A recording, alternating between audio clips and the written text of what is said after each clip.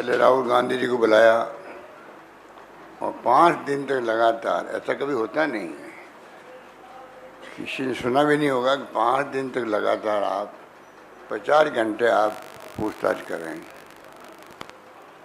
सोनिया जी को बुलाया है, अब आज तीसरी दिन है, तीसरी बार है, और पता नहीं वो कब तक बुलाएं। तो ये जो ईडी का आतंक है देश के अंदर, ये आतंक मचा रखा है, इसका फैसला जल्दी होना चाहिए। सुप्रीम कोर्ट में केसेस चल रहे हैं। सुप्रीम कोर्ट को चाहिए कि जो देश का मूड है, पूरे देश के अंदर लोग चिंतित हैं और 0.5% भी इनके सक्सेस रेट नहीं है, तो क्यों नहीं इसके लिए जल्दी फैसला हो। ये सीआरपीसी का प्रोसेस भी अडॉप्ट नहीं कर रहे हैं, इनका अलग ही तरीका है तफ्तीश करने का भी, अरेस्ट करने का भी, बयान लेने का भी। इनको एक प्रकार से सीबीआई से ज़्यादा पावर मिली हुई है। इनकम टैक्स जाता है, वहाँ चले जाते हैं लोग। तो एक इशू बन गया देश के अंदर। उसको भारत सरकार को खुद को चाहिए कि डेमोक्रेसी में उचित नहीं है, वो बाकायदा सुप्रीम कोर्ट के निर्णयों को जल्दी करवाए। ये मैं एक तो निवेदन करना चाहता हूँ।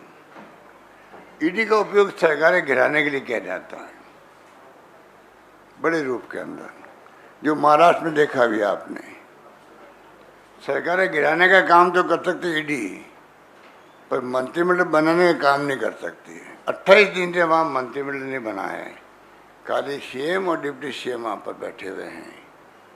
तो ये क्या इंगित करता है, डेमोक्रेसी किस दिशा में जा रही है, आप लोग सोच सकते हो। इस रूप में आज महंगाई और बेरोजगारी की जो स्थिति है देश के अंदर, आर्थिक स्थिति गर्त में जा रही है, उसको लेके पूरा देश चिंतित है, नौजवान चिंतित है उसके लिए, महंगाई से आम नागरिक चिंतित है। उसके ऊपर पार्लियामेंट के अंदर बहस करना चाहें तो करने नहीं दी जाती है। 19 लोगों को सस्पेंड कर दिया कल, पहले 4 को कर दिया। आजाद साहब और बैठे हमारे आनंद समाजी वरिष्ठ नेता, जहाँ तक मुझे नॉलेज है, कांग्रेस शासन में कभी भी किसी को सस्पेंड नहीं किया जाता था। 80 से हम देख रहे थे, उसके पहले भी 80 से हम देख रहे थे, 12-12 दिन तक पार्लियामेंट नहीं चली है, तब भी किसी को बाहर फेंकने की बात ही नहीं होती थी। और इन्होंने मजाक बना रखी है। ये तमाम जो स्थिति बनी है देश के अंदर, इससे पूरा देश इतना घबरा हुआ है, चिंतित है, और इनको ये घमंड है कि देश इन बातों को भी सपोर्ट कर रहा है, क्योंकि इन्होंने अपने वादे तो बुला दिए।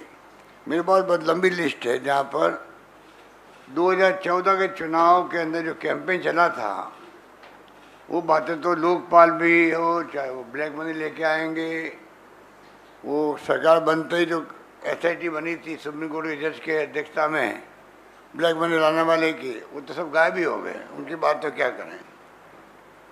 कल जो मीडिया ने एजेंडा दिन भर चलाया, सोनिया गांधी जी और इनको जो अरेस्ट किया गया है, और उन्होंने खाली बस उसी भी डिबेट चलती रही कि सोनिया गांधी जी के बयान लेने के उपलक्ष्य में भी हल्ला हो रहा है कांग्रेस द्वारा। महंगाई और मुद्दे दूसरे भी हैं, बेरोजगारी के हैं, उन पे क्यों नहीं हो रही है? किसने कहा नहीं हो रही है? जयपुर में राष्ट्रीय स्तर का महंगाई विरोधी सम्मेलन हुआ था, आपको याद होगा, आप मेरे कुछ लोग आए होंगे वहाँ पर। उस वक्त से ही, करीब साल भर हो गया, उस वक्त से ही महंगाई बेरोजगारी हमारा मुख्य मुद्दा है। पर कितना मीडिया दिखाता उसको, कितना कवरेज करता है, क्योंकि मीडिया दबाव के अंदर है। मीडिया के मालिक तो बहुत घबराए हुए हैं, कब ईडी पहुंच जाए, कब इनकम टैक्स पहुंच जाए, कब सीबीआई पहुंच जाए, ये स्थिति है देश के अंदर। ईडी को लेके जो मैं बोल रहा हूं, तो मैं उम्मीद करता हूं कि पीएमओ और होम मिनिस्ट्री के जो अधिकारी हैं या उनके जो प्रेस अटैची हैं वो अवश्य मेरी भावना पहुंचा रहे होंगे। वो उनको नहीं मालूम है क्या, जब मैं ये कह रहा हूँ ऊपर के आदेश से ईडी, सीबीआई, इनकम टैक्स काम कर रही है, नंबर एक। नंबर दो, प्राइवेटली वो खुद ही कहते हैं कि कोई रेड होने के पहले कायदा होता है, करीब करीब 1 महीना पहले रेखी होती है, असेसमेंट होता है कि क्या संभावना है कैश मिलने की या डॉक्यूमेंट मिलने की। वो कहते हैं कि रात को इतना आती है, कल सुबह छापे डाल दें यहाँ पर। वो सब जानते हैं, ईडी, इनकम टैक्स, सीबीआई के अधिकारी भी समझ गए हैं कि ये क्या हो रहा तमाशा, पर बोल नहीं पा रहे, उनको नौकरी करनी है। पब्लिक चिंता में इसलिए नहीं बोल पा रही है। तो मेरे कहने का जो तीनों से मिलने का मकसद था, ये टाइम मांगा मैंने, टाइम आया, फटाफट आ गया टाइम, और फिर फटाफट मना भी आ गया कि नहीं, हम आपके खुद ही मिलेंगे आपसे।